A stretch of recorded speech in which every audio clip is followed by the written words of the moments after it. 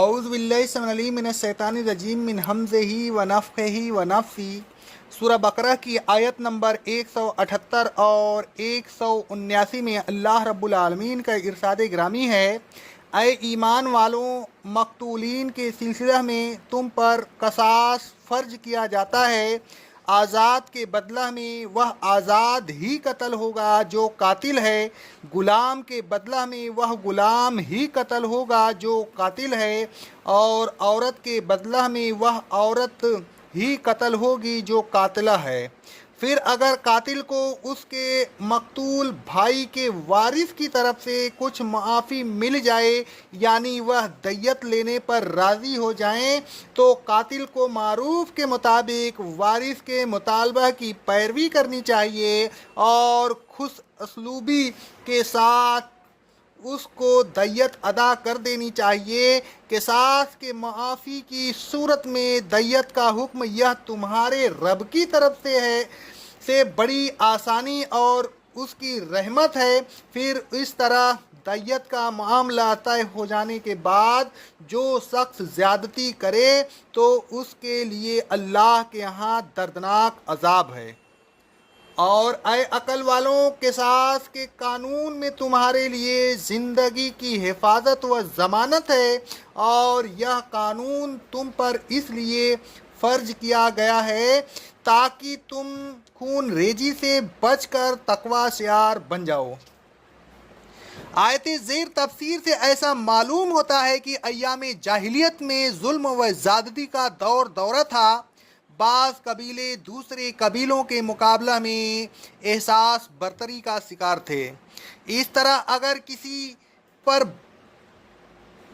برتر قبیلہ کا کوئی غلام کسی کمزور قبیلے کے غلام کے ہاتھ سے قتل ہو جاتا تو قصاص میں کمزور قبیلہ کے آزاد آدمی کو قتل کرتے، اور اگر برتر قبیلہ کا کوئی آزاد آدمی کمزور قبیلہ کے کسی آزاد آدمی کو قتل کر دیتا تو برتر قبیلہ کا آزاد آدمی قتل نہیں ہوتا بلکہ اس کے بجائے کسی غلام کو قصاص میں قتل کرتے۔ اللہ تبارک و تعالیٰ نے یہ نامنصفانہ دستور متردد کر کے منصفانہ قانون نافذ کر دیا۔ اب اسلامی قانون قصاص کے روح سے قاتل ہی قتل ہوگا، خواہ وہ آزاد ہو یا غلام، مرد ہو یا عورت۔ اگر مقتول کے ورثہ قاتل کو معاف کر دیں اور دیت لینے پر راضی ہو جائیں تو قاتل اور قاتلہ کے اسباط کو دستور کے مطابق بڑے حسن و خوبی سے دیت ادا کر دینی چاہیے۔ رسول اللہ صلی اللہ علیہ وسلم فرماتے ہیں، صحیح بخاری اور صحیح مسلم کی حدیث ہے، جس کا کوئی عزیز قتل ہو جائے تو اسے دو باتوں میں ایک بات کا اختیار ہے، خواہ فدیہ لے لے خواہ بدلہ لے لے۔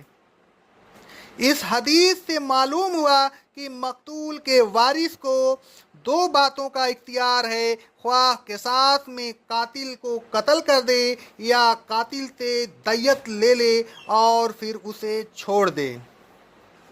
کافر کے بدلہ میں مسلم کو قتل نہ کیا جائے۔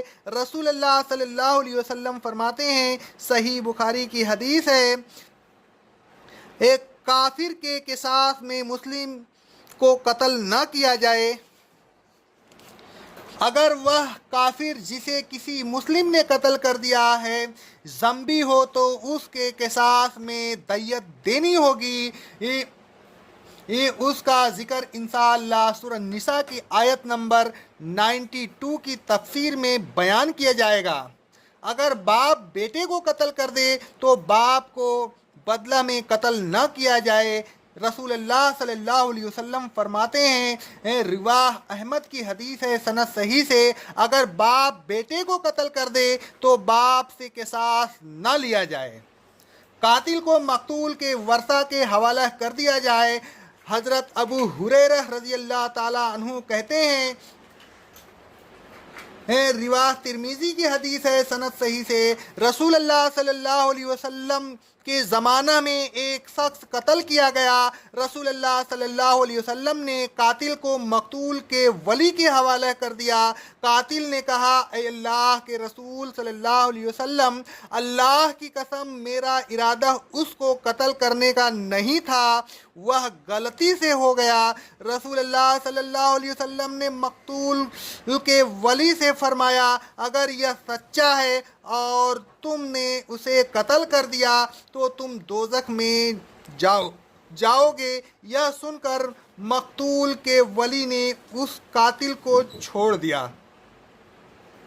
इस हदीस से मालूम हुआ कि मुस्लिम अगर कसम खाकर के कहे कि मेरी नियत कत्ल करने की नहीं थी तो हाकिम तो कसास ही नाफिज करेगा, लेकिन मकतूल के वारिस को उसे छोड़ देना चाहिए। इस हदीस से यह भी मालूम हुआ कि कातिल को मकतूल के वली के हवाला कर देना चाहिए ताकि वह उसे मकतूल के बदला में कत्ल करे। गलती से कत्ल करने के जुमला मसाइल इंशाअल्लाह सूरह निसा की आयत नंबर 92 की तफसीर में बयान किए जाएंगे। कातिल को उसी तरह कत्ल किया जाए जिस तरह उसने कत्ल किया है। हजरत अनस रज़ी अल्लाह ताला अन्हु कहते हैं, सही बुखारी और सही मुस्लिम की हदीस है, एक यहूदी ने एक लड़की के सर को दो पत्थरों के दरमियान रखकर कुचल दिया। उस लड़की से पूछा गया, यह किसने किया? क्या फला ने किया? फला ने, यहाँ तक कि जब उस यहूदी का नाम लिया गया जिसने कत्ल किया था तो उसने सर से इशारा किया कि हाँ वह यहूदी लाया गया। उसने अपने जुर्म का एतराफ़ किया। रसूलुल्लाह सल्लल्लाहु अलैहि वसल्लम ने हुक्म दिया कि उसका सर कुचल दिया जाए। अलगर्ज हुक्म की तामील में उसका सर दो पत्थरों के दरमियान रखकर कुचल दिया गया। मंदरजा बाला अहादीस से मालूम हुआ कि कातिल ने जिस तरह कत्ल किया हो किसास में उसे भी उसी तरह कत्ल किया जाए।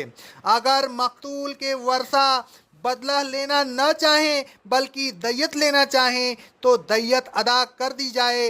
रसूलुल्लाह सल्लल्लाहु अलैहि वसल्लम फरमाते हैं,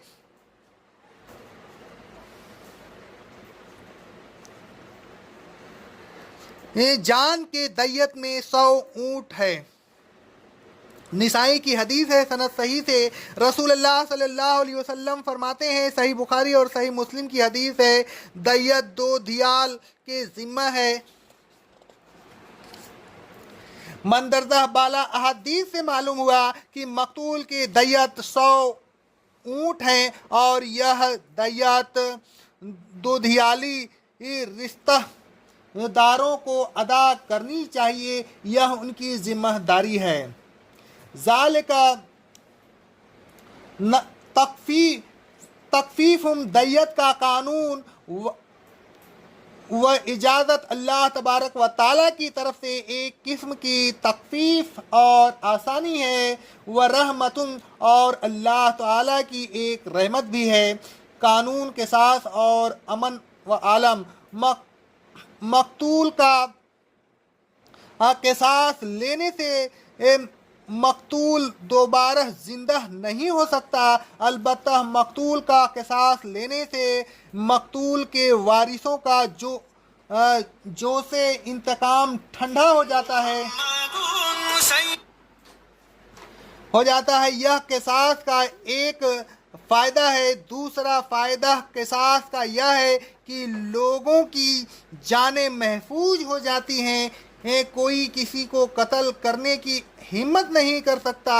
वह समझता है कि अगर मैंने उसको कत्ल कर दिया तो किसास में मैं भी कत्ल कर दिया जाऊंगा। मेरे बीवी बच्चे भी उसी तरह परेशान होंगे जिस तरह उसके बच्चे गोया मैं उसको ही कत्ल नहीं कर रहा बल्कि खुद अपने को भी कत्ल कर रहा हूँ। यह कसूर उसको कत्ल से बाज रखता है और इस तरह काफ़ी हद तक जानें महफूज हो जाती हैं। अगर किसास का कानून न हो, सिर्फ जुर्माना فدیہ یا دیت کا قانون ہو تو جانیں غیر محفوظ ہو جاتی ہیں، قتل کرنے پر جرات ہوتی ہیں اور قتل کی وارداتیں بڑھ جاتی ہیں۔ اسلام کے قانون کے ساتھ ہی سے امن و عالم برقرار رہ سکتا ہے۔ دیت کی افادیت، دیت کے قانون میں بھی ایک خاص قسم کا فائدہ ہے۔ ایک جان تو گئی، اب ایک جان کے ساتھ میں اور جا رہی ہے۔ ایک خاندان والے بے سر و سامان ہو گئے، اب ایک خاندان اور بے سر و سامان ہوں گے۔ مقتول کے ورثہ اگر یہ سوچ کر قصاص معاف کر دیں کہ مقتول تو زندہ ہو نہیں سکتا، قاتل کی جان لینے سے ہمیں کیا فائدہ پہنچے گا؟ ہمیں اگر فائدہ پہنچ سکتا ہے تو دیت سے فائدہ پہنچ سکتا ہے۔ دیت کے ذریعہ مقتول کی بیوہ اور یتیم بچے مالی منافعات حاصل کر سکیں گے، محتاجی سے بچ سکتے ہیں، خوشحالی اور فارغ البال ہو سکتے ہیں، اور قاتل کے بیوہ بچے بھی محتاجی سے بچ سکتے ہیں، کیونکہ قاتل قصاص میں قتل نہیں ہوگا، لہذا زندہ رہ کر اپنے اہل و عیال کی خبر گیری کر سکتا ہے۔ مزید برآں دونوں خاندانوں میں محبت و الفت پیدا ہونے کا بھی ایک قوی امکان ہے۔ اس لیے دیت کا قانون دونوں گھرانوں کے لیے باعث رحمت ہے۔ ذالک تخفیف من ربکم ورحمۃ میں اسی طرح اشارہ ہے۔ دیت لینے کے بعد مقتول کا وارث قاتل کے ساتھ کسی قسم کی زیادتی کرے فَلَهُ عَذَابٌ علیم، تو اس کے لیے دردناک عذاب ہے۔ دیت لینے کے بعد معاملات بالکل پرسکون ہو جانے چاہیے اور جوش انتقام ٹھنڈا ہو جانا چاہیے۔ اے لوگوں، اللہ تبارک و تعالیٰ کے نازل کردہ قوانین کے ساتھ کو عملاً نافذ کرنے کے لیے جد و جہد کیجیے۔ اگر نافذ ہو تو خلوص کے ساتھ ان کے مقابلہ میں عمل کیجیے۔ قوانین الہیہ سے سرتابی نہ کیجیے، اس میں آپ کا دینی اور دنیاوی دونوں قسم کا فائدہ ہے۔ جانیں محفوظ ہوں گی، امن عالم برقرار رہے گا، قلوب کو اطمینان حاصل ہوگا۔ اللہ رب العالمین ہمیں کسی کو قتل کرنے سے محفوظ رکھے۔